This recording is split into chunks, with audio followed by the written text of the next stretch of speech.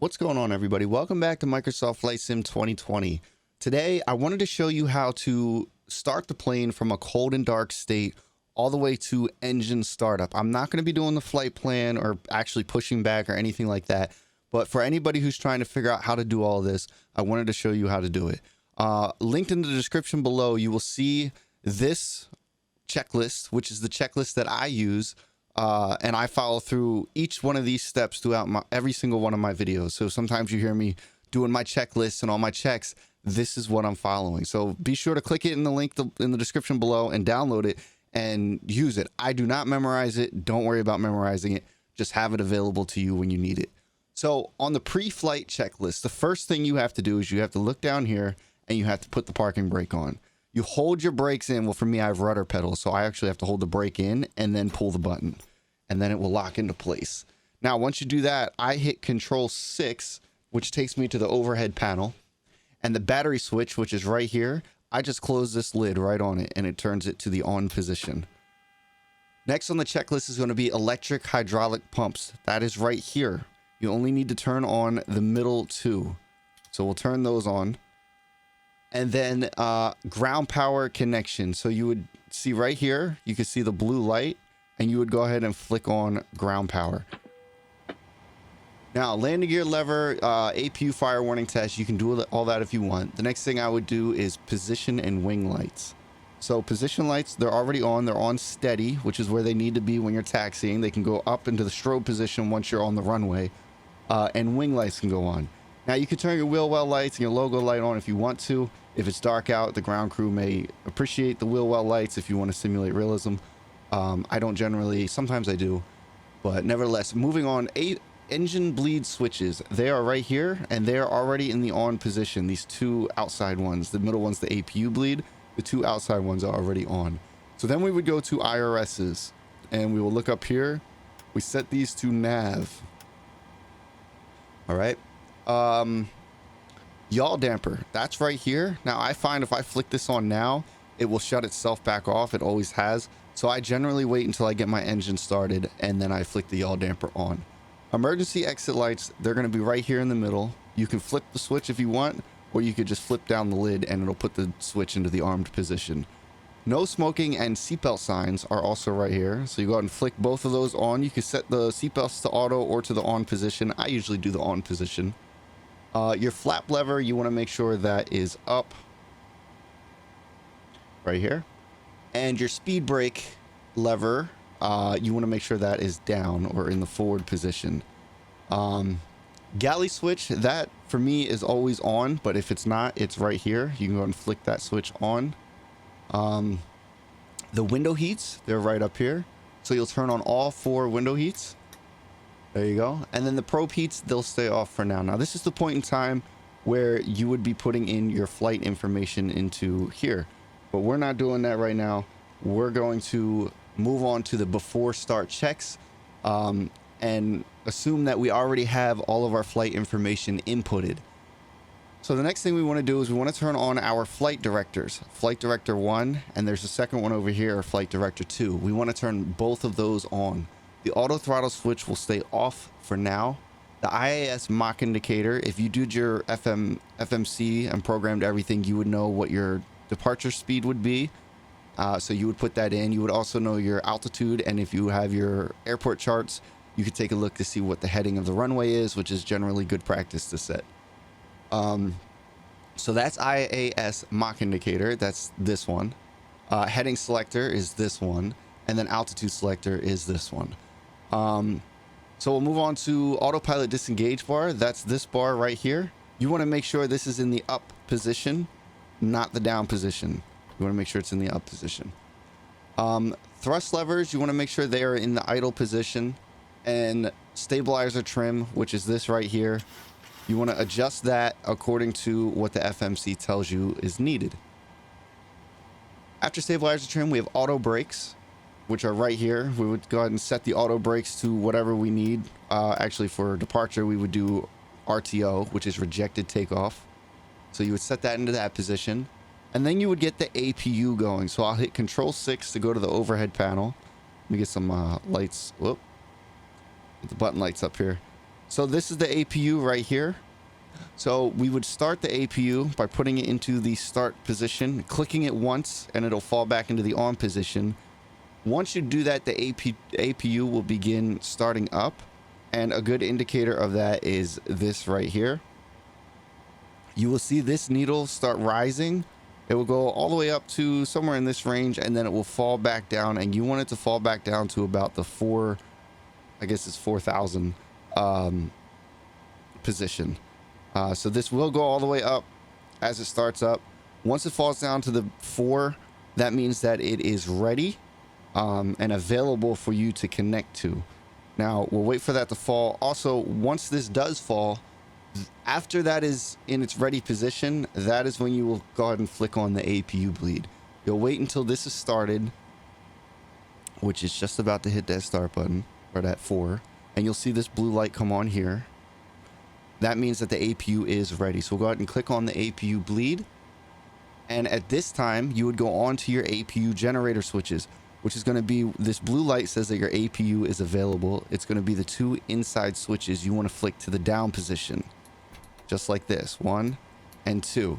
And that puts the plane on the APU. So we're now on APU power, which means we can disconnect our ground power, but we will do that in just a second. The other thing that we need to do is come over here, and this is our TCAS, or transponder, sorry.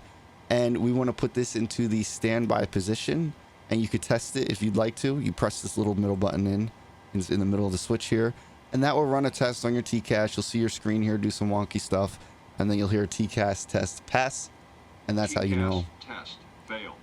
Well, that was a fail. That's because I'm not doing the FMC and everything. It's not going to work at this time. But so we'll go back to the overhead panel, and we're going to do our before pushback checks. So before we jump up there, what you want to do is you want to look down here and see how much fuel you're using. Right here is your fuel. This is your left wing, this is your right wing, and this is your center tank. Now, if you have 0 in your center tank, you do not need to turn your center tanks on. So right now we would be using all 3 tanks. So I'm going to hit Control 6, and that would mean that I have to turn on all 6 pumps. Now, if I wasn't using the center pumps, I would not need to turn these 2 on. I would leave those in the off position. But we do have fuel in there, so we're going to use them today. So our APU generator switch, our fuel pumps are on. APU generator switches we know is on. We've already connected to it. Seatbelt signs, we can go ahead and confirm that that is in the on position. Flight deck doors and windows, they're locked. Can't really do much about that. I guess ground equipment, but before I leave this screen, I want to do the last one, anti-collision. We'll go ahead and turn that light on. It's basically the beacon that lets the other planes know that we're going to be moving. And then we would go to Control 3, and we would go to FS Actions, Ground Services, and we would, down here in the right corner, we'll remove wheel chocks. Now, once you do that, it will automatically remove the ground power. So we don't have to worry about disconnecting the ground power. All right. And our last step, which is after start checks, but this is going to be where we actually start the plane. So in order to do that, you want to look up here. I guess we'll go to this position. This right here is all your engine start. So what I generally do is there's a left ignition and there's a right ignition. Now, I flip-flop between each flight. Some people leave it on both, but during this flight, we'll say I'm going to set it to the left ignition. That does not mean that you're setting it to start the left engine. That just means you're using the left ignition to start the engines. And then all you have to do is go ahead and flick this, one of these, whichever one you decide, to the left to GRD, which is ground. So now that we've done that, we'll come up here, we'll click this engine button, and we'll see some information here.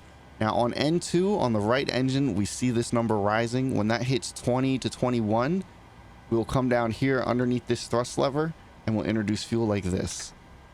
Now, once we do that, if we jump in the outside view, you can see that that engine is starting up. This one is not. So that is a positive engine start so far. What we need to do is we can either monitor all the information here, or we can just wait for it. Well, generally good practice would be to monitor everything here. But what I do is I wait for this switch. Once the engine is started and, available, this will automatically click to the off position. Once that clicks to the off position, like it just did, then I start the left engine. Now, mind you, during this time, you'd probably be doing your pushback. or you could do this after pushback. It's up to you. But we have N2 on our left engine now, engine 1. I guess right engine if you're looking at the plane from the front. About to hit 20, so we'll come down here. We'll flick this fuel into the on position. And the engine will start firing up. You can see here the engine has started to fire up for us. You can see that red beacon, which is that anti-collision light that we turned on. And at this point, basically, we would just be waiting for the engine start switch to go back to the off position. And once it does, we could do our final checks, which is our after start checks. And that will be a cold and startup of the PMDG 737-700. So that should click off. There it goes. So we'll hit Control 6. Now we need to go on to engine generators. Before we were on the APU gen. So now we need to put the engine generators on so that we draw power off the engines and we can turn our APU off. That is these two blue lights out here. So we would do the outer switches. The first time we did the inner, which was the APU, we're going to do Gen 1 and Gen 2. And we are now off our APU. So first thing, our APU bleed, we can turn that off. And we can also toggle this into the off position. That will shut down our APU. Probe heat switches 1 and 2, they're right here. We would toggle those on, 1 and 2. And then we would do a master caution system recall. Now, if you forgot to turn the yaw damper on, the master system recall would catch this. You would turn it off, you click on there, on here where the words are, and you let go, and you see we have a warning. So what we would do is come up here, we would turn the yaw damper off, or on, rather. We jump down here, we'd clear this by hitting the yellow master caution, and we would click this again. And I guess that's still coming on. We'll let that come up for a second.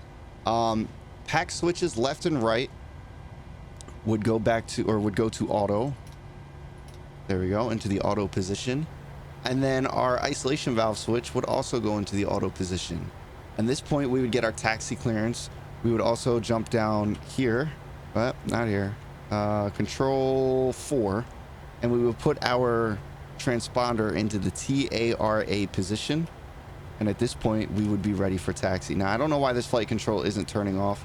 It might be because I didn't put any flight information into the plane. That very well could be why. Not really sure. Never had that problem, but I've also never started the plane without inputting a flight plan. So I'm going to assume that it has to do with that. But we did toggle on our yaw damper, which would typically turn that off. We will leave our engine start switches in the left position. And that is a full cold and dark start for the PMDG 737-700. If you guys like this video, let me know. If there's anything else you would want to see, let me know. I'd be happy to do so. And I don't know if you can see this airport, but let's see how familiar you guys are with airports. If anybody knows what airport this is, leave a comment. Let me know if you can figure it out. Drop a comment, tell me where it is. And if there's anywhere else or anything else you want me to show you inside the plane or using the plane or anything like that, let me know. Definitely hit that subscribe button, hit that like button if this helped you out, and share it with anybody you think is having trouble getting this plane started. Don't forget to download the checklist, which I linked in the description, and good luck on your flights. I'll see you guys on the next video.